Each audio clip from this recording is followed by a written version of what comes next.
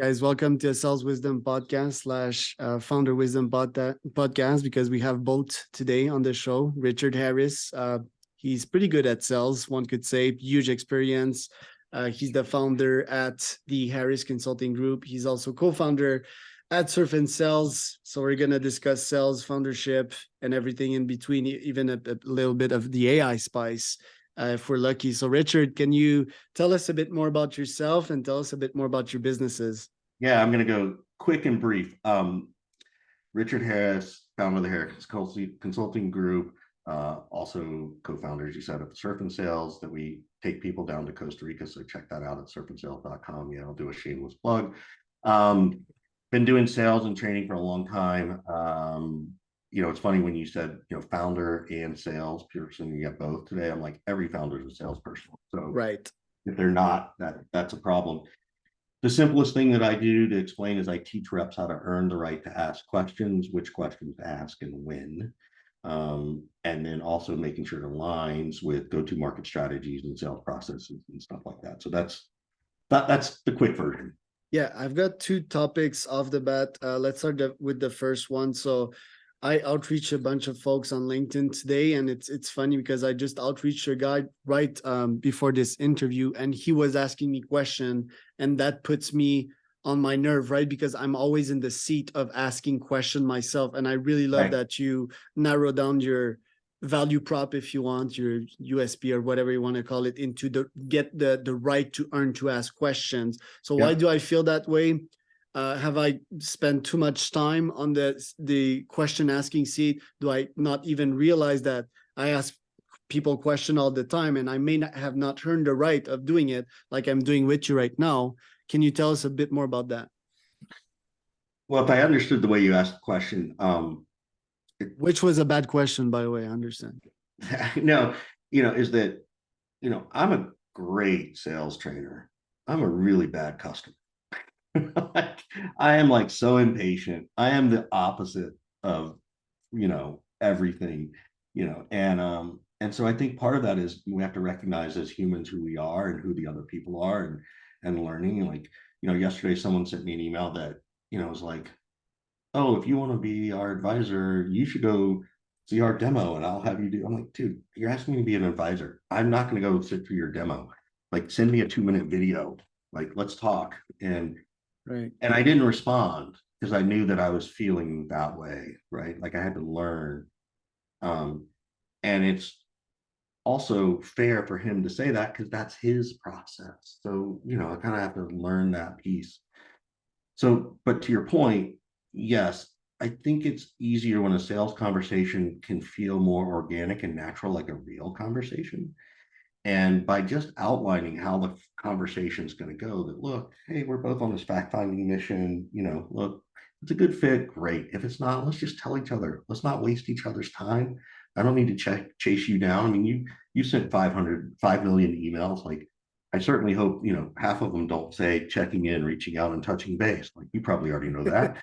So I really try to have this conversation about the conversation first.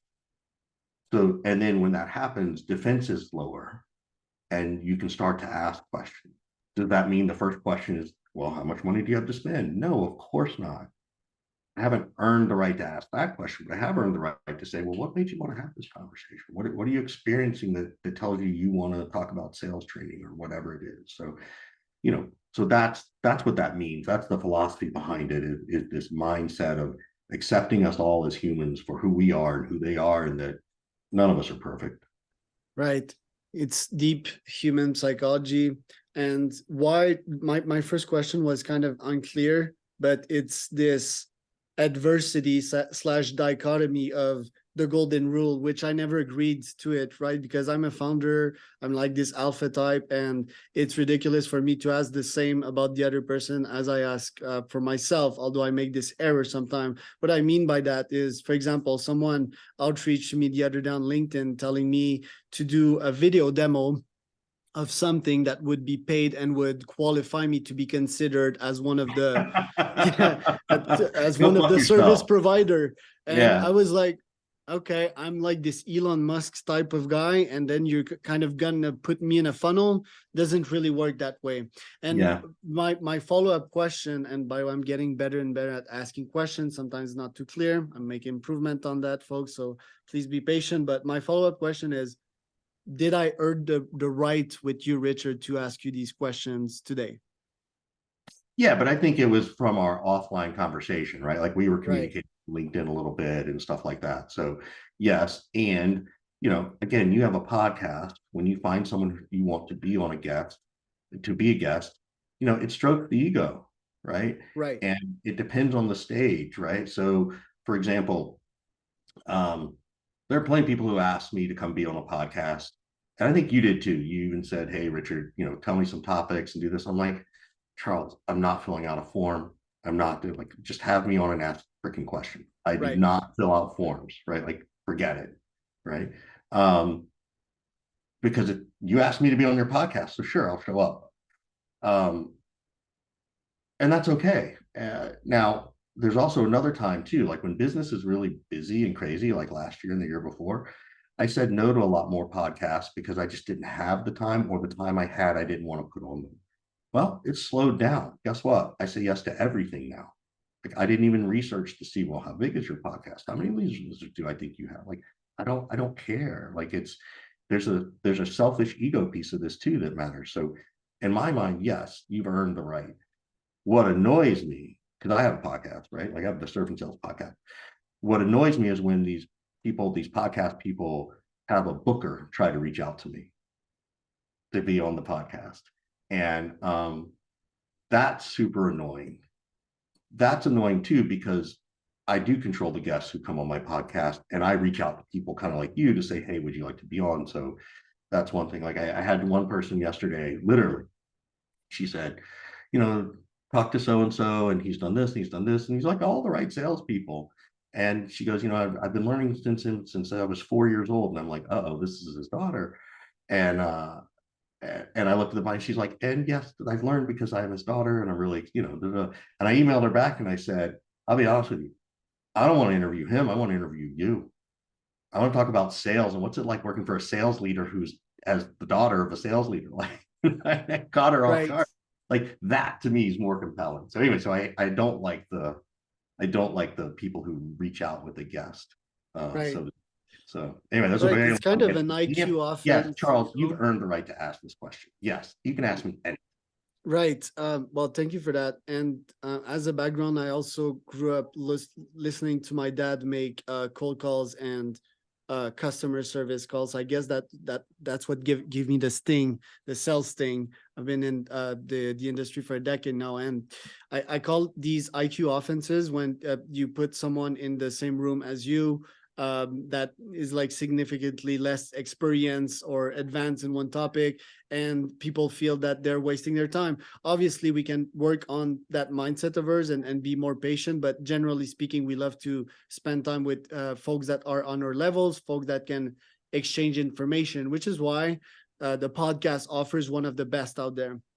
It's Mm-hmm. win-win, right? Like I add value to you, you add value to me. In that case, you'd be adding more value to me, depending on what we speak about. But it's been one of my best offers out there. Me, I'm a product market fit guy. I run a lab. We use cold email to get these product market fit insights, and basically, I get to see what works and what doesn't, what product with what industry, right? And the podcast offer, it's working so well. I've been at it for a year and a half that I'm Yep. even thinking to launch my own podcast agency. And Yep. actually, I've launched it. How's been the podcast treating you so far? Why have you decided to launch it, and what kind of results did you get from it? That's crazy. So I had wanted to do a podcast 4 or 5 years ago, and like a lot of people, imposter syndrome sets in. And my good buddy Scott Leese, we had decided like let's go do this thing in Austin. Like let's go see if people will pay like $100 and we'll go do some 4 hour evening session. We were both like, gosh, it's gonna work. And it worked. We didn't look, we aren't retiring, but it was an interesting piece for us to take our career. And I told him on that trip, I'm like, I've been thinking about doing this podcast. And I was like, what do you think? Would you want to do it together? And he said, yes. And then when I first came up with the whole idea of a podcast, whether he would have said yes or no, was that I wanted to go Netflix style. Like I wanted to go, this is 2018, 2017, and 2018. And I said, I want to go do record like, 5 or 6 episodes and drop them. And he loved that idea. And that's what we did. And we made it super low key.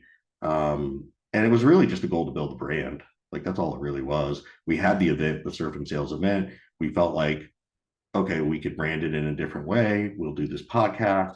We both had a decent following at that point. And it was just like, let's do it. And so we put out like 200 episodes the first year. It's crazy. Like it was Holy nuts. shit. Yeah, we went crazy. Which was also part of the branding, right? Like, let's go nutty. Um, and then all of a sudden, I would say 6 months in, or maybe it was a year in, someone called and said, can we pay to be your sponsor? And we're like, sure. So all of a sudden, we had people paying to sponsor us, and it's a little bit rougher this year in 23, but we're like, that was not necessarily the intention, right? That was not the intent, was to go make money with this podcast. It just sort of fell in our lap that way. So that's what happened. And it was really just a way to get the brand out there. So everything I do, a lot of what I do, I post on LinkedIn all the time, and I do these free advice Fridays, and I do my blog post, and I, respond to people, and I'm part of Modern Sales Pros. Like I give away so much stuff because that's how I build my business and my brand. Right. So that's why. So it just became another arm of that. So would you call yourself an ultra transparent person? Because I adopted that model even more so 3 years ago, which I post like literally everything that I have in my brain. The internet's kind of a brain dump. Not so long ago, I spoke with a live vlogger that just records everything in the hopes that an AI will pick up on everything and have him live forever, for example. Maybe not as extreme as that, but where do you see the value of being public and putting it all out there? Because yes, you provide value, but then people look at you as an authority, as a smart guy, and then they share your content, you get more followers and so forth, networks Right. effect. How do you look at it? Well, it's really there, Charles, to just prove to my wife and kids how important I think I am, right? Like that's the priority. All those things, man. Like it's as a kid, I used to want to be a teacher. I really thought about it. I really wanted it, and I loved American history and studying that. Um, but I knew I couldn't make any money, and both, kind of like you, both my parents were in sales, so that's what I was exposed to. So it kind of became a natural thing. And I wanted, we were very, that upper middle class. We were definitely not rich. We were Same not, here. my wife and I were just talking about this. Like we'd go out to dinner maybe twice a month, right? Right. Kids go out all the time now. So, um, you know, but I did want a lifestyle, and I knew sales was a great way to do it. Um, and then when I realized I liked teaching, that put me into this management piece where I really like managing teams more than I liked selling. And I still do. And then that becomes this teaching component. And then that's what I like. And then I also know that puts a lot of karma in the world, right? Right. Like I know that it's like all these things I do, it's going to, yes, it builds my brand, which then builds my business. And so it's not my phrase, but someone said, it's deposit, deposit, deposit, deposit, deposit, deposit, withdrawal, right? So if I go and post Jab, jab, something, jab, hook, Gary yeah, V yeah, style, if you want. yeah, and sometimes those withdrawals aren't even me. They're just someone coming to me asking for advice, and they pay me for it, or they Right. do have a site, right? So, that's where it comes from for me is, and I kind of like this person from that you were talking about is like, what's the legacy? The legacy is, well, Richard's tried to help a lot of people. And yeah, Right. I've gotten paid for it. There's nothing wrong with saying that. So to your transparency point, yeah, I'm transparent about, yeah, I want to get paid what I'm worth. I'm not going to try and take advantage of people or gouge people. And I think there's a way for us to all do that. And that's Right. that's my that's my ultimate transparency, I guess, based on the question. Right. That's why capitalism is this wonderful invention, and I see this as the most important invention of our centuries. It came somewhat natural, which is related to another question I'm going to ask you. But before I ask that one, do you feel accomplished at this point of your life from a capitalistic standpoint and from a legacy No, standpoint? no, that's a really good question. Particularly this year's a little, like I'm not in any dire strait. So I'm well aware of the life that I have and Have I'm a fortunate. nice house, nice window, nice Yeah, garden. You do yeah, sales I got retreats. all that, Like you're right? good. Um, and I have that because I have a great partner in my wife. Like that is not a Richard only thing. That is absolutely because my wife has made some great business decisions in her Right. world. Um, so I guess your question is, how did you say it? You said Well, like, first oh, am I capitalism, so accomplished? money, and second legacy. Like, how are you Yeah. at the legacy level? Could you leave this So, world to comfortable? your point of accomplishment, for someone like me who has an ego, which a lot of people in sales do, I don't know that I'm ever accomplished. I've been reading a lot lately about, there's this book I'm reading called, well, I can't see it behind me, it's called The Laws of Human Nature. And It's it a talks very a lot good about one, envy. Robert Greene. Yeah, that guy. And it talks a lot about envy. And I have that challenge that that the entitlement is different in different generations. For me, my entitlement is, well, why do they have it? I should have it. I've Mm, worked. So there's this, and I have done all the work, right? same And here. so that's my challenge. So no, I'm not accomplished. I think I've accomplished some things. I've got a book coming out next year. That'll be an accomplishment. Um, I like working. That's an accomplishment. So I don't know that I'm fully accomplished yet. Like even if I retire, like I've talked to my wife, like even if I retire, I'm still going to do something. I can't not work. She's not going to Right. listen to me all day anyway. So Right. Well, I think any rational being wouldn't think of retiring, except if they had traumatic work experience, like founders always being on the brink of bankruptcy and then receiving a two yeah, hundred million dollar check, which they spend on dude, stupid believe me, stuff. And there's a way to retire, right? Like it was seriously discussed with Scott, myself, our wives, and our kids because during the pandemic, because everybody was remote schooling, that we would just move to Costa Rica for as long as this which is pandemic a was nice on. place to be, by the way. Right. Bit And because expensive, we but love to surf, right? Like we can do our job anywhere. I could do business anywhere because everything was on Zoom. And we had some older family members in both families, and the concern was if something were to happen and we couldn't get back in, right? Like this was like in May and June of 2020, like right when all this shit was hitting the fan. right. And so, um, but to me, the reason I bring that up is, well, that's what retirement could look like for me.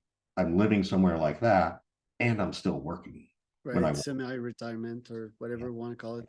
I Yeah. want to bring another deep philosopher to the conversation. Mm-hmm. Actually, the complete opposite of Robert Greene, Mr. David Goggins, which eloquently states at the end of Richard's life, if you compare Richard's best self, Richard, what he could have been, how close would you be to your best Richard self?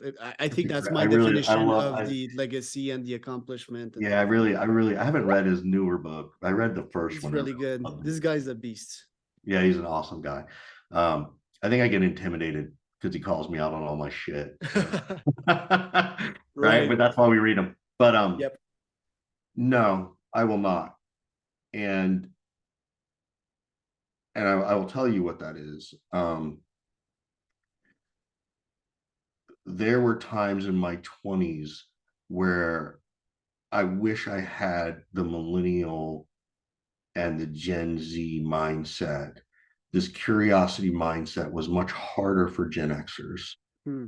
Um, and I thought I knew it all and all those things and didn't want advice, didn't want sales coaching. I know what I'm doing, right? I was a latchkey kid. Like, I was walking home at the age of 10, fixing myself my own snack and saw my mom at 5:30. Like, today someone called Child Protective Services did that. So now am I closer? Now, had I had that mindset, I think I would have accomplish more. Another example, this is an example. I was 27. My mom called me. I was selling classified ads in the back of a newspaper in Denver, 1995-ish, 96. And she's like, there's this company out in California that sells classified ads online. And I think you should go look at them. It seems like they're going to blow up. My mom's a financial broker, by the way. So she pays attention to this shit. I'm like, oh, what's the name of it? She's like, oh, it's called Yahoo. And I simply Good would not company. my mother's advice, like just out of pure spite, being that kid.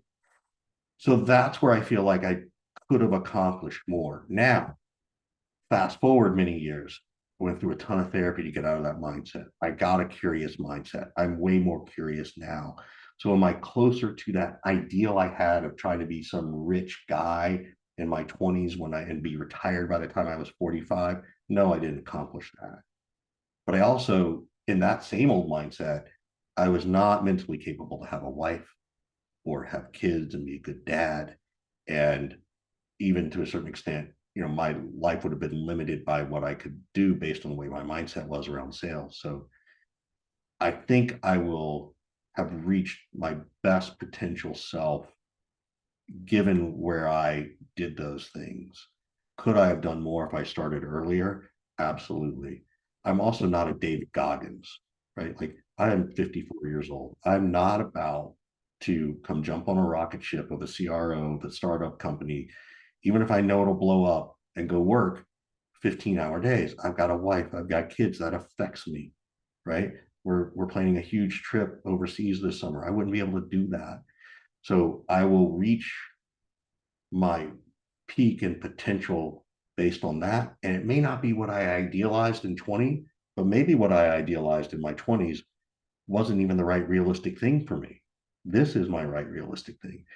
Yes, there's this envy piece. If I'd only done that, or if I'd gone to work to Yahoo, where would I be now? Or, all that stuff, right?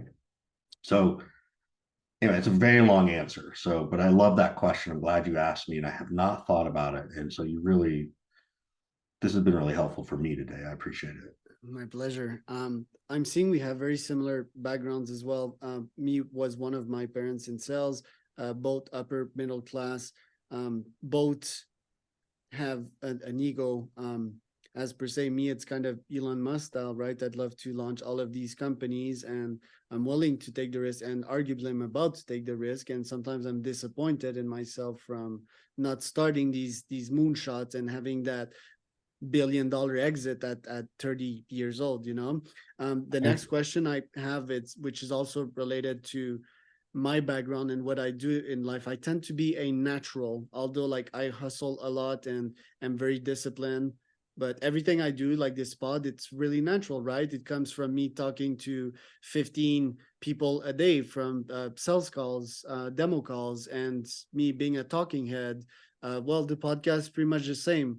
I talk about people's interest, and just like you, I followed Yeah. We just like to therapy. hear ourselves talk on a podcast and feel important, right, Charles? That's why we do it. Yeah, but it because it also feels like super natural, and it's fun. I've had coaches, I've had therapy, and it's cool to talk and dig inside people, especially folks that are transparent like both of us. So Yeah. my question is, looking at your career, we also have somewhat similar LinkedIn feeds in which we put all of our micro information, which is funny. So I can call you like part of the 47 plus experience club, which is funny, but I see consulted. Were all of these experience natural, or are you the planning IQ and yeah, like No. just no, you're That, like more natural type, right? yeah, you know what? It's funny. So this actually goes back to that other question you asked, which is I think so often I've had really interesting, fun ideas, and I lack the execution discipline, right? Right. I don't know if you've had Scott Leese on, but his phrase is, success comes from reducing the delta between ideation and execution. Love it. And Love it. there's Have so Scott. many times, there are so many times where I take one idea and then Scott triples it, right? Huh. He triple downs on it. And a lot of people do that. And then of course that goes back to this stupid envy thing. And I'm like, well, that's your own fucking fault. But I also lack that strategic vision. I think I haven't been great at it. I've gotten better at it in the last 5 or 10 years, but I don't see that part, right? And I think some of that was probably because of my therapy, and I talk about mental health, and I've talked about my depression. I think that I carry imposter syndrome on a very regular basis compared to a lot of my friends who do have it or have go through it, but it's for me it's almost 24/7. um so that's sort of, I'm not great at that vision piece, right? So But I'll give you do you think your ego is protecting you, your it's protecting imposter? me from Because failure. So I have huge ego, and imposter was the last of my problem until I discovered it recently when it came to interviewing folks like you that are high on a pedestal. And I'm like, shit, this is somewhat so here I intimidating, you am. know? So no, because I don't think so. Like here's the example I can give you. 2020 hit, right? April. In May of 2020, I decided to give away my training for free. I had like 1,500 people register. And I was like, sweet. Okay, well, that's good for my newsletter. I had someone on the group say, hey, what if we start a Slack channel for people? I'm like, yeah, sure, go set it up. Because I didn't want to learn Slack. And then if I'd have been smart about it, I could have converted a lot of that into a regular session. I could have made a Patreon group out of it for $10 a month, Right. like and then other people came along and they did exactly what I did. So here I had this great ramp that I could have been one of the first to do it. And I didn't because I was afraid it wouldn't work. I was fearful of it, that I was an imposter. I was concerned it might fail and I'd look foolish. Meanwhile, I had all the data to tell me that 1,500 people were willing to give me 4 hours a day, 2 days in a row, for my knowledge. And so, Huge adoption. and and and so that's where I sort of I have strategy vision blockers sometimes when it comes to me. When it comes Right. to you, Charles, if you said, Richard, help me figure this out, there's no problem with strategy. Right. Like, It's I kind got of tons. natural. So So how do you make sure that doesn't happen again? Because Scott, to me, well, what you just mentioned is that he could be somewhat of a good operator because I use COOs in various of my business to execute for me. And if I would, I have many mental flaws which I could get into, but I tend to use other humans to, and use is not the right word, is like work with them in a win-win partnership to outbalance my flaws, right? For example, my ADHDness. I don't like using that term, but I use people that are laser focused, for example. So do you tend to work with other humans to help you cover these flaws and that imposter? Like, did Scott yeah, tell I you, think like, it, look, dude, yeah, yeah, this is all in I your can head. You're great. Yeah, so this is a deep psychological piece, right? Like, so yes, I tend to surround myself with very smart people. I learned over time in therapy that I was trying to replace certain parts of my father. Right. That look, there are many things about my dad that I love, and he was also a big asshole sometimes too. I can tell you those stories. He had tickets to the Masters for 15 years and never told me, and I asked him every year to Holy go, shit. like that kind of deep shit, right? Yeah. So I've noticed that the people I surround myself fulfill some missing piece of my father. And that doesn't mean the people I surround myself are men only. Like there are women who have a nurturing piece Right. or a brain piece that my dad, that a business strategy my dad couldn't do. 1980, my dad owned a coffee shop. Hey, 1980, wow. and he wouldn't quit his real job to go focus on it. Huh. He could have been Howard Schultz of Starbucks. Right. He could have done it. And so sometimes I wonder, did I inherit that gene from him? So anyway, Right. so that's where it is. So I do try to surround myself with people who push me and encourage me. I got my first business coach when the pandemic hit. I called a guy, hired me twice. They said, I need some help. He helped me revamp my business to be online. I wouldn't have done as well if I hadn't had him there to push me, to tell me. When I told him I was nervous about what happens if I do this thing for free, or if let's say I did my training and I charge people $50 and only 4 people show up. He's like, dude, then 4 people feel like they get you for 4 hours. Like, who cares? So, so that was my first business coach at the age of 52, 51, ever, right? Like, because I was afraid of getting that advice. So yes, for me, I have to surround myself to learn those things. And I am getting better. I am getting better at it. Right. Which So is why other humans are so valuable. Um, that's yeah, why I love humans, surrounding myself, getting various opinions. Even I could have helped you in that case because I partner with top folks like you. and I Right. help them either like realize some things or just execute, right? I'm your Yeah. executing arms. I have the employees and so forth. We can talk about that after. But regarding to what you said about your father, it's really deep, and I like getting weird and philosophical. But I think Two. we're all like sperms, like looking towards a destination, and we're kind of the continuum of our father and their unfilled ambitions, right? In some point, and I also Mm-hmm. consider myself that way. Apparently, my dad, uh, he said to me, he always comes back to this moment recently, which is that at some point I held you in my arms and I told you that one day you'd be like this super successful billionaire or something. And I always try to fetch, like, why am I that ambitious? Why do I have this ego? Why do I have this drive to accomplish more? And maybe that's this weird moment in what we call the subconscious, right? So, and it can sometimes trap us. It's like, oh, when will I stop? When will I just enjoy the view and enjoy the fruits of my labor? But at the other end, it's a really fulfilling life. I'm not sure on your end, but me, I'm fucking happy nowadays, and especially with all this AI thing, which is the next segue, which is what I want to complete this interview with. What do you think about AI in sales? How is that going to revolutionize or field? And I've seen your advisors in a couple of startups. You mentioned before this interview that the GPT word brought the vomit reflex sometimes. Yeah. What's your opinion on everything that's happening? Is it going to replace us? Is it going to complete us? Tell us. It, it's going to do both, right? It is going to replace us and it's going to complete us. I think John Barrows once said, it's going to come to the death of the average salesperson. And he said this 5 or 7 years ago. And we've started to see that. This will just accelerate that.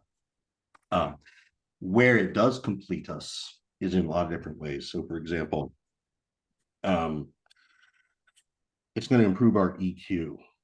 So let's say if I could upload a sales call and the tool could tell me how to could listen to it and give me advice on, oh, next time you talk to someone in procurement, remember this, bring this question, bring that. Okay, well, over time, that solves a training issue. After 3 or 4 of those, it's now embedded in me. And I can assure you that after going through that learning, particularly in sales, right? When we learn things in sales, I'll be better at, for lack of a better phrase, negotiating in my life, right? Negotiating something with my kids or my wife or whatever in a non-manipulative way, right? So it really allows us to call out our bullshit and give us our EQ and improve that EQ. I think that's really important. I think, if you aren't using AI, if you're going to job interviews and you're not asking it to write a summary of someone's personality, why wouldn't you before you go to an AI to an interview? Why, what motivates, Charles Cormier, if I'm going to interview with him? Well, Right. So important. yeah. So what I think, so right now, and yes, you can do prospecting and all that stuff, but I also think it's like at each stage of the sales funnel, it's going to help us get better.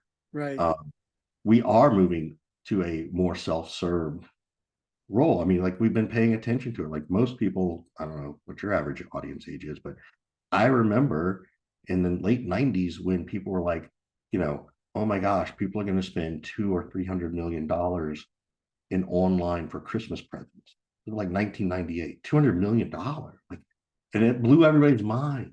Yeah. Blew Yeah. everybody's mind. Including Jeff Bezos. Right. So, and that's when Amazon was barely delivering books, and that was it. Um, so anyway, so I think AI is here to stay. I have my concerns and fears.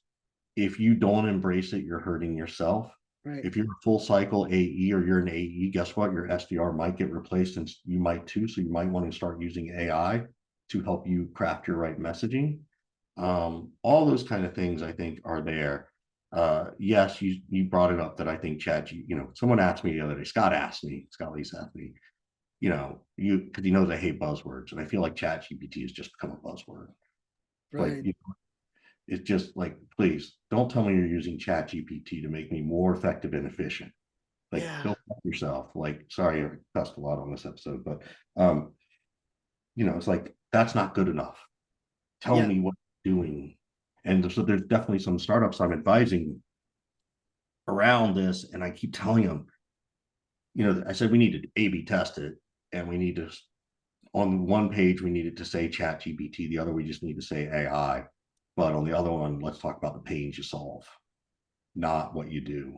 Yeah, That to me, that's my biggest annoyance is people tell me what they do. I don't care what you do. I want to know what pains you solve. right. I, as a product market fit mad scientist and nerd, I can tell you what the keyword is. It's not Chat GPT. It's not Yeah. AI. It's GPT, just GPT. So I've bought like multiple domains. For example, clutchgpt.com, one word plus gpt.com, which I use Chat GPT to do, by the way. Mm-hmm. Um, just FYI. And I also had that puke reflex when this all started. I think it was like 4 6 months ago. Mm-hmm. When there were all these AI influencers that actually were fired from their job from the inflation and began doing that. And props to them, and that's the ego we talked about surfacing. It's kind of love and hate in life. It's not never like fully hate someone or love them, but some of them are really successful now. Like they've got a bunch of subscribers, then they start selling products. So good for them. The only thing Mm-hmm. is that I'm obsessed with information. Probably saw you talked about AI and using it for learning purposes. The content that these folks put out is can be somewhat toxic, like breaking news or hey, I checked the top 100 AI tools, and here's a list of 50. Dude, I don't even have time to check three. Um, Right. so yeah, this it could be improved, somewhat exciting, and I still think they add value. I still think that folks should test out these AI products. It was a pleasure having you today, Richard. That Yeah, has been amazing fun, man. We got interview. deep.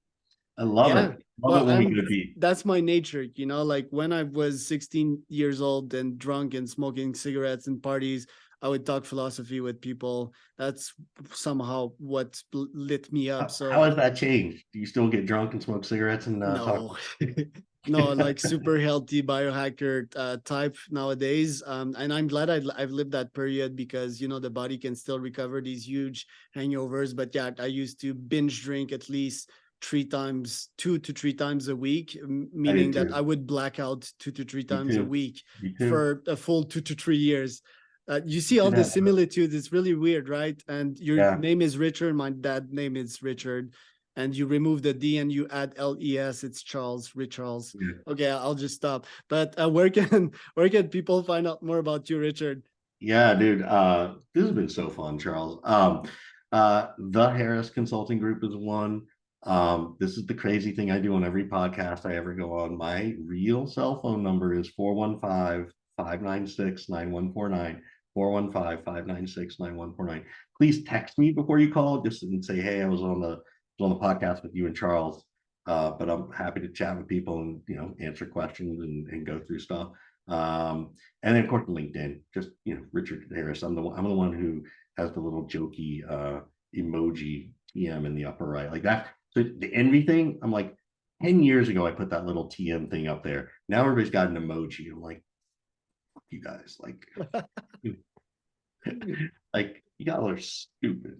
But that's my ego and my envy, and we could do another 3 hours, Charles. I'm sure. Yeah, yeah, we'll do one